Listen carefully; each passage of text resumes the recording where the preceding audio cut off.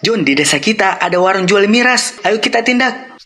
Gak usah, yang penting jadi orang baik. John, para pemuda mulai suka mabuk-mabukan di warung itu. Ayo kita tindak sebelum terlambat. Buat apa?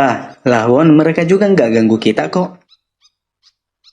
John, sekarang warung itu dibangun tambah megah. Gak cuma jual miras, sudah ada pelacurnya juga. Setengah penduduk desa sudah jadi pelanggan. Kalau kita tidak menindak sekarang, besok-besok kita nggak akan punya kekuatan lagi. Urus diri sendiri dulu, gak usah urusin orang lain. John, di desa kita sudah jadi pusat maksiat. Masjid mau dirobohkan, kamu sebagai takmilnya juga akan diusir. Loh, kok gitu? Ya jangan dong, ayo kita lawan mereka. Sudah terlambat, John. Kita sudah jadi minoritas. Dulu saat mereka dengan getol menanamkan ideologi dan memperluas kekuasaan, kita cuma sekedar jadi orang baik. Ternyata itu tidak cukup. Di dunia ini setidaknya terdapat 4 golongan orang dalam berislam. Golongan pertama, orang Islam yang berilmu, menjalankan Islam, berakhlak Islam, dan sangat peduli dengan urusan umat Islam. Golongan kedua, orang Islam yang sedikit berilmu, menjalankan Islam, tapi tidak peduli dengan nasib umat Islam. Golongan ketiga, orang Islam yang tidak mempunyai ilmu Islam, tidak menjalankan syariat Islam, dan tidak peduli terhadap urusan Islam. Golongan keempat, orang yang belajar Islam, menjalankan sebagian syariat Islam, suka mengkritik dan terkadang benci terhadap Islam dan umat Islam, dan tidak peduli terhadap urusan umat Islam.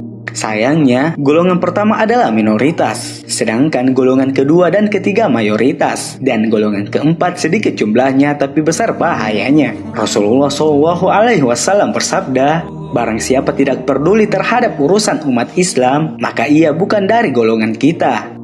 Nilai seseorang sesuai dengan kadar tekadnya, ketulusannya sesuai dengan kadar kemanusiaannya, keberaniannya sesuai dengan kadar penolakannya terhadap perbuatan jahat, dan kesucian hati nuraninya sesuai dengan kadar kepekaannya terhadap kehormatan dirinya. Khalifah Ali bin Abi Thalib dari Abu Sa'id Al-Khudri radhiyallahu anhu, dia berkata, aku mendengar Rasulullah SAW bersabda, barang siapa di antara kalian yang melihat kemungkaran, hendaklah dia merubahnya dengan tangannya. Apabila tidak mampu, maka hendaknya dengan lisan, dan apabila tidak mampu lagi, maka dengan hatinya. Sesungguhnya itulah selemah-lemah iman.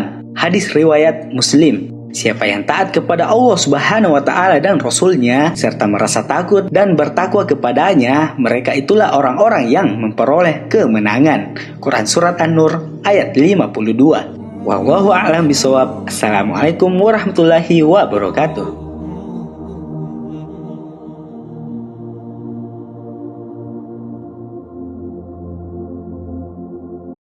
Ada satu kampung, kata Imam Ghazali, di kampung tersebut penduduknya 18.000 orang, amalnya seperti amal Nabi, saudara. Zikirnya top, tahajudnya top, baca Qur'annya top. Tapi apa yang terjadi pada kampung tersebut? Ternyata Allah marah, Allah murka, Allah turunkan musibah. Kampung tersebut hancur porak-poranda, ibadallah. Kenapa kok bisa hancur seperti itu, Habib? Imam Ghazali menjelaskan, ya betul, itu kampung memang banyak orang solehnya, tapi mereka ibadah untuk dirinya sendiri, saudara. Sholatnya jalan, tapi miras di sekitarnya beredar, didiamkan. Tahajudnya jalan, tapi perzinahan di sekitarnya ada, didiamkan, tutup mata, saudara. Maksiatnya jalan, ibadahnya jalan. Karena maksiat merajalela, Allah marah, turun murka, turun musibah, semua ikut kena.